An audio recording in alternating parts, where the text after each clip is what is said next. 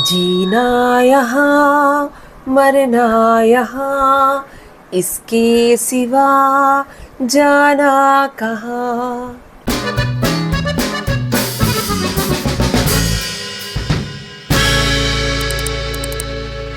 मधुस जो दिल कहे कि मेरे छोटे से परिवार को मेरा प्यार भरा नमस्कार।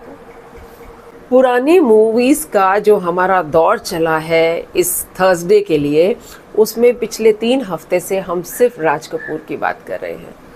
मैं क्या करूं, मैं फ़ैन हो गई हूँ राज कपूर की। पुरानी मूवीज़ दोबारा देख के वैसे ही थी, अब और ज़्यादा हो गई हूँ। 1970 की ये मूवी मेरा नाम जोकर, आज हम इसके बारे में बात करने वाले हैं। कुछ चीज़ें आपको पता हैं और कुछ अननोन फैक्ट्स जो मैंने भी गैदर किए हैं इधर से उधर से, उसके बारे में भी बात करेंगे। तो कहानी शुरू होती है राज कपूर के बचपन से, जहाँ वो एक टीनेजर है और अपनी विडो माँ के साथ, मतलब उसके फादर नहीं है और वो अपनी माँ के साथ में रह रहा है।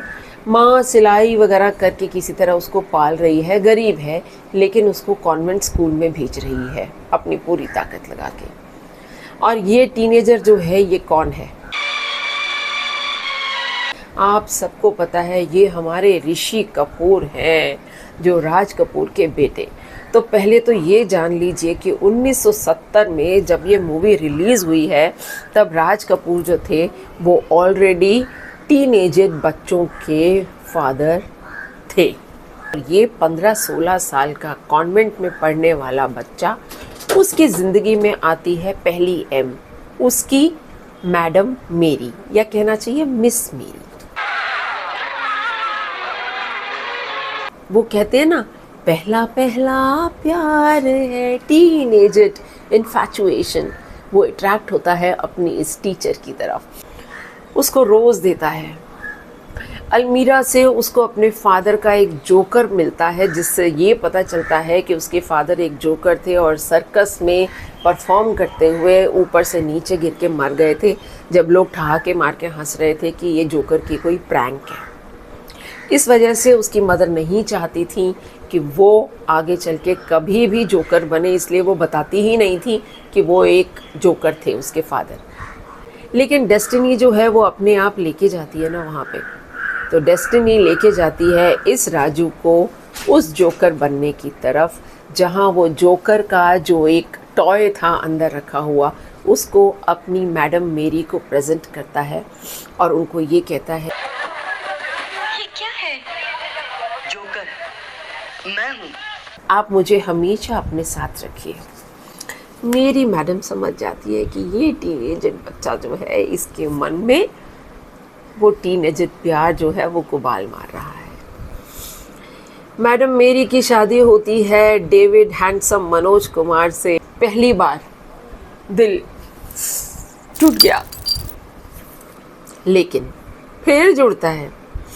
ये बच्चा बड़ा होता है, राज कपूर, दी एडल्ट राज कपूर, है जोकर सारा जमाना। और ये एडल्ट राज कपूर जैसे हमारा छोटा राजू जो था वो भी गप्पू गप्पू सा था। Rishi Kapoor is really cute in this, very गप्पू गप्पू। Similarly Aadhi Haqeeqat Aadha Fasana. Raj Kapoor the adult is also very गप्पू गप्पू। ही वॉज भाई, he was father of I think पूरे 5 जो उनके बच्चे हैं वो सभी हो चुके होंगे उस उम्र तक जब ऋषि कपूर टीनेजर है।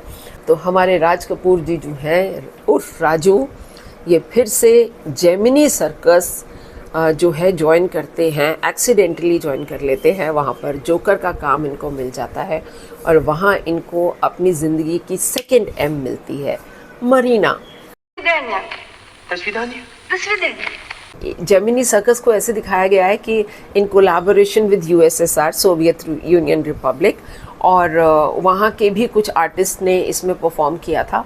तो वो जो वहाँ की मरीना आई होती है यहाँ पर सर्कस में पार्ट लेने के लिए, उससे फिर से हमारे जो राजू हैं उनका दिल रोज़ देने के लिए करता है और वो उसको भी रोज़ देता है।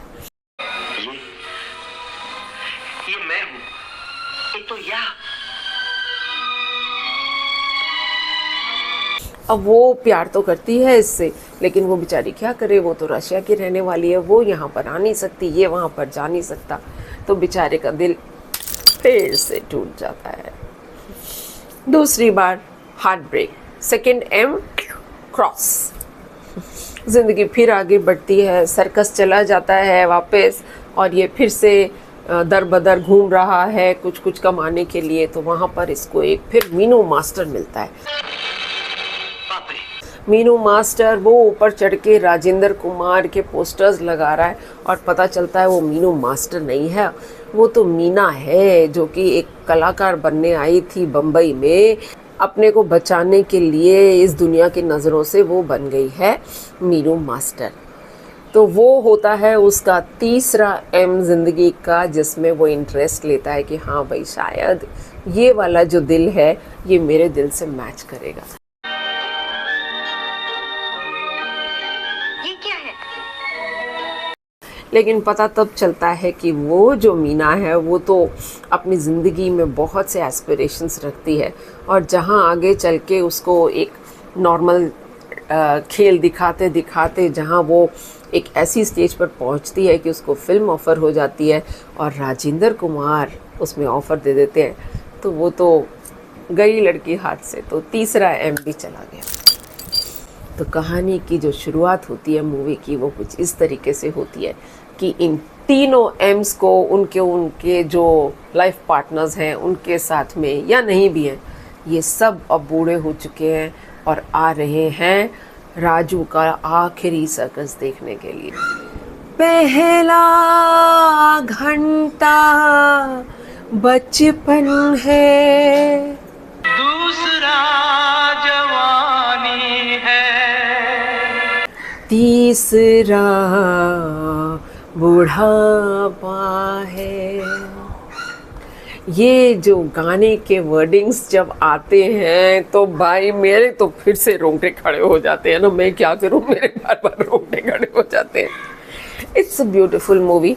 राज कपूर की मूवी में हमेशा कोई ना कोई सोशल मैसेज ज़रूर होता था। इसमें भी वैसे तो कहने को फेल्ड लव लाइफ के ऊपर एक जोकर की कहानी दिखाई गई है, लेकिन उसके बावजूद भी कुछ सोशल इश्यूज जैसे कि कंपैशन फॉर स्ट्रेज, लाइक उनमें दिखाते हैं कि वो स्ट्रे डॉग उसके साथ में रह रहा है और उसको म्यूनिसिपल वाले उठा के जा रहे हैं, तो वहाँ पर वो बहुत ही हर्ट फील कर रहा है कि ये तो हमारे साथ था, ये हमारा था करके उसको बहुत दुख हो रहा है उस चीज़ के ऊपर। कुछ फ्लैशबैक्स भी दिखेंगे, जैसे हमने आवारा के बारे में बात की थी तो वो बायोस्कोप में आवारा की मूवी के कुछ सीन्स दिख रहे हैं, उसकी ट्यून्स दिख रही हैं, तो वो भी एक फ्लैशबैक में बड़ा मज़ा आता है देखने में। तो overall it was a good movie. बस मैं एक चीज़ ज़रूर बोलूँगी कि हमारा ये जो फैमिली है यूट्यूब फैमिली, इसमें कुछ लोग जो हैं वो शायद अनकंफर्टेबल हो सकते हैं कुछ सीन्स में, जिनको कि थोड़े ओपन सीन्स जो हैं उनसे परेशानी होती है।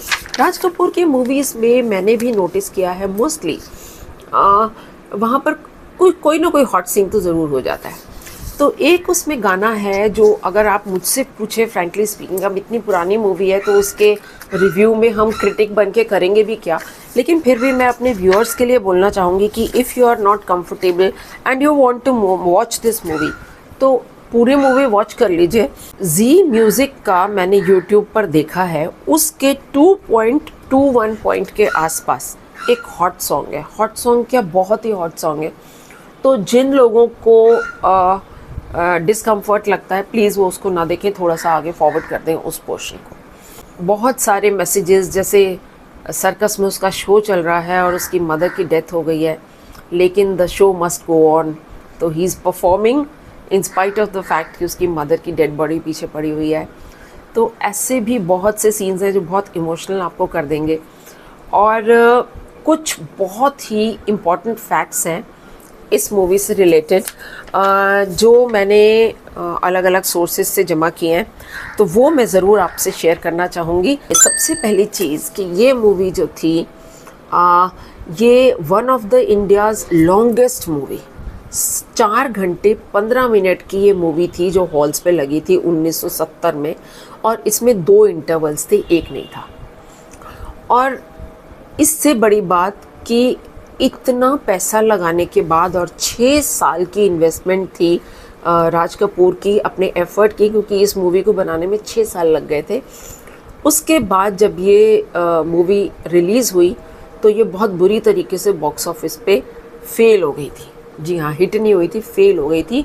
और सुनते हैं कि RK स्टूडियोज़ जो है उसको मॉर्गेज करना पड़ा था, गिरवी रखना पड़ा था राज कपूर को इस फिल्म के लॉसेस के लिए। USSR में ये मूवी बहुत सक्सेसफुल हुई थी और इसको वहाँ पे 2 पार्ट्स में दिखाया गया था, क्योंकि ये इतनी बड़ी मूवी थी। और वहाँ पर इसके हिट होने का एक ये भी रीज़न था कि वहाँ की जो टॉप हीरोइन थी उनको इस मूवी में, वो जो सर्कस में इसकी जो सेकंड लव बनती हैं मरीना, वो वहाँ की टॉप हीरोइन थी, तो इस वजह से भी वहाँ पर वो हिट हुई थी। इस फिल्म के लिए ऋषि कपूर को as a child artist national film award मिला था। आपको पता है ना कि राज कपूर का मोस्टली जो आपको सॉन्ग्स सुनने को मिलेंगे वो मुकेश जी की आवाज़ में थे। जाने कहाँ गए वो दिन, तो जाने कहाँ गए वो दिन जो था वो आखिरी सॉन्ग था जो मुकेश जी ने राज कपूर की फिल्म्स के लिए रिकॉर्ड किया था। 1976 में मुकेश जी की डेथ हो गई थी। End of course Raj Kapoor जी की इस मूवी के जो वर्डिंग्स हैं, कल खेल में हम हो न हो, गर्दिश में तारे रहेंगे सदा, ये मेरा गीत जीवन संगीत, कल भी कोई दोहराएगा। तो हम आज भी तो दोहरा रहे हैं ना दोस्तों। ओल्ड इज़ गोल्ड, ऐसे ही थोड़ी कहते हैं। चलो अगले थर्सडे को फिर ऐसा ही कोई पुराना ढूंढ के लाएंगे अपने पिटारे से। एक प्यारा सा कमेंट पढ़ दूँ, इतना सोने सोने कमेंट देते हो ना आप लोग। सैयद मधु मम्मा बुलाता है मेरे को, सैयद बच्चा हमारा। वो कहता है आजकल रमज़ान चल रहा है ना, तो फास्ट वगैरह रख रहे हैं आप लोग, रोज़ा रख रहे हैं, तो he says you know Madhu mamma, after इफ्तार ऐसी डलनेस होती है ना कि कुछ भी करने का दिल नहीं करता, और मुझे तो इफ्तार के बाद जिम भी जाना होता है, इतना डल मूड हो जाता है। Then I swear I watch your review, इतना माइंड रिलैक्स, एनर्जेटिक, पीसफुल हो गया। Thank you for your beautiful review. लगता है कि पॉजिटिविटी की लेयर आ गई। The way you talk, the way you laugh, मज़ा आता है बहुत। वेट नहीं होता नेक्स्ट रिव्यू का। और मेरे को भी वेट नहीं होता आप लोगों के लिए दोबारा कुछ नया बनाने का। मैं क्या करूं, टाइम बड़ा कम लग रहा है। इतने सारे ड्रामास को देखूं और उसके बाद तो मैं कुछ बनाऊं ना, तो इसलिए थोड़ा समय लग रहा है। मुझसे वो सारे व्यूअर्स नाराज़ मत होना, एक एक करके मैं सारे आपकी रिक्वेस्ट पिक करूँगी। एक तो ऐसा नहीं है ना कि आधे घंटे का ड्रामा है जो 1 घंटे का देख लिया और फटाफट से कैमरा खोला और बना दिया। 20-20, 25-25 एपिसोड देखने होते हैं और मैं अच्छे से देखती हूँ। जब देखती हूँ तो उसके सारे की पॉइंट्स नोट करके आपके लिए लेके आती हूँ। तो खूब खुश रहें, फिर मिलती हूँ।